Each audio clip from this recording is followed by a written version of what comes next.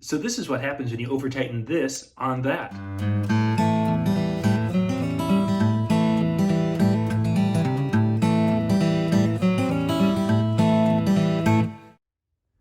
Hey, this is John Young. Today we're looking at a Cascade 3000 bidet here, and it overnight it developed a leak. We have had it installed here for a couple of months now, maybe a month or so, as we've been kind of working on different parts of the bathroom, and it was all on there, and everything was great.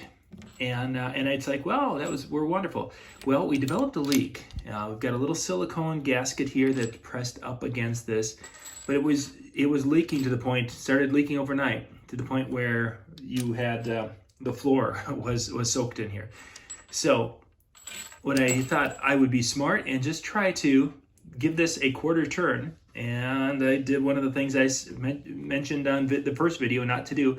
I went and got a adjustable end wrench and did the tightening of it here. Well, as you can see from the threads, once I started to tighten it, this is not any kind of a Teflon tape or anything.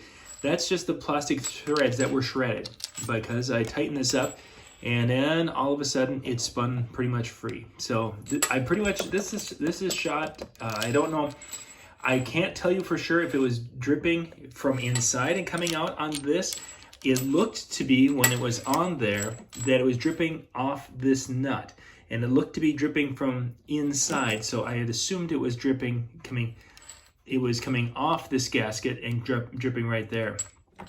But this is shot, so I'm gonna put a call in, because the Cascade's got a great warranty, and we'll get the replacement pieces and get this all fixed. And I'll show you that in the next video.